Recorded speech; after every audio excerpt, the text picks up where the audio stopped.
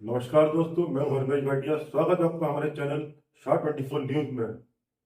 दोस्तों, महाकुंभ को लेकर योगी ने सदन में विपक्ष के ऊपर करारा हमला बोलते हुए कहा कि कुछ गिद्धों को महाकुंभ में लाशें दिखी, कुछ सुअर को महाकुंभ में गंदगी।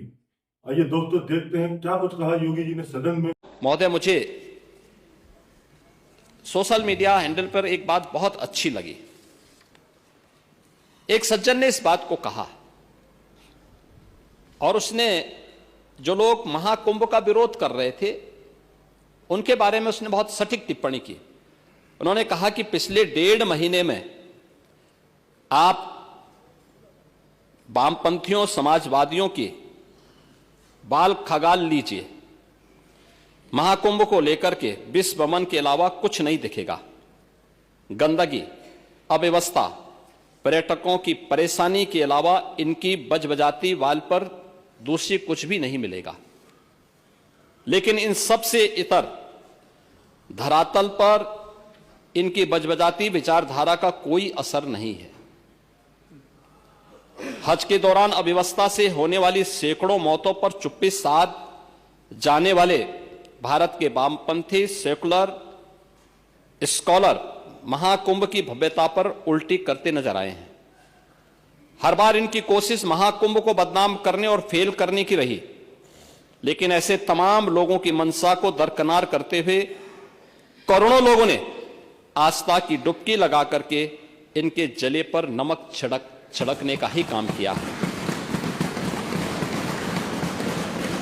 उन्होंने आगे लिखा है कि महाकुंभ के दौरान दुखद हादसा हुआ, इसके बाद भी आस्था और विश्वास तमाम परेशानियों पर भारी पड़ी। तीर्थयात्री समस्त परेशानियों और मुश्किलों का पहाड़ चढ़कर भी प्रयागराज महाकुंभ पहुंचे, वहां से स्नान कर खुशी खुशी वापस लौटे। रिश्तों के जटिल समीकरण का परिभाषा गढ़ता महाकुंभ अब समारोह की ओर है, लेकिन यहां से निकला संदेश हर सनातन के मन में अमिट छाप छोड़ गया है, जो वर्षों तक लोगों की बतकही और कहानियों में जीवंत रहेगा। हर तरफ अपनी मां और बुजुर्गों को महाकुंभ में अनाथ छोड़ देने वाले बेटे रहे हों, तो दूसरी तरफ अपनी सास को पीठ पर उठाकर कुंभ स्नान कराने वाली बहू भी रही है।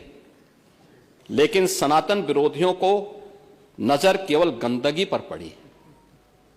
मैं अध्यक्ष महोदय वह चित्र लेके आया हूं।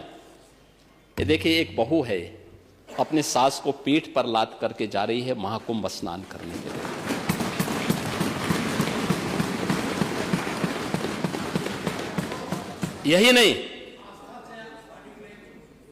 यही नहीं, आगे एक और बात कहते हैं। किसी ने सच कहा कि महाकुंभ में जिसने जो तलाशा उसको वह मिला।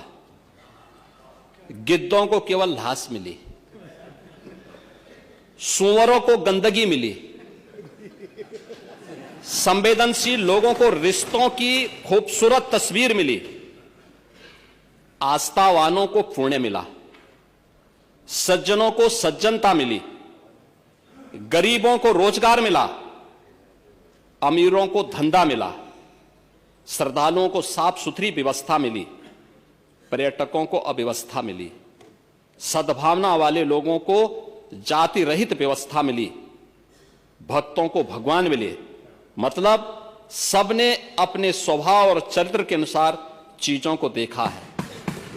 एक ही घाट पर सभी जाति वर्ग के तीर्थयात्री स्नानार्थी बिना किसी भेदभाव के नहाते रहे।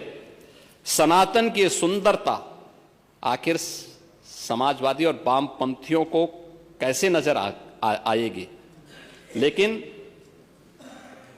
इनके द्वारा लगातार किए जाने वाले प्रश्न इनकी नियत को ही संदेह के दायरे में खड़ी करती है। महोदय, ये टिप्पणी अचानक नहीं है। ये टिप्पणी भारत की टिप्पणी है, भारत की भावनाओं की टिप्पणी है। और जो स्वयं कुछ कर नहीं सकते थे, जिन लोगों ने अपने समय में इस पूरे आयोजन को अव्यवस्था और भ्रष्टाचार का शिकार बनाया था, आज वे महाकुंभ पर इस प्रकार की टिप्पणी करके भारत की भावनाओं के साथ ही खिलवाड़ करने का काम कर रहे हैं। और मैं तो केवल इस बारे में एक बात कहना चाहूंगा कि महाकुंभ ने पूरी दुनिया को भारत की सनातन एकता का संदेश देकर के एक भारत श्रेष्ठ भारत के प्रधानमंत्री मोदी जी के विजन को ही चरितार्थ करके दिखा दिया है कि विश्वास है तो पूरा भारत अपना सहयोग देने के लिए उतनी ही तत्परता के साथ खड़ा है जो महाकुंभ में दर्शन होता हुआ दिखाई दे रहा है।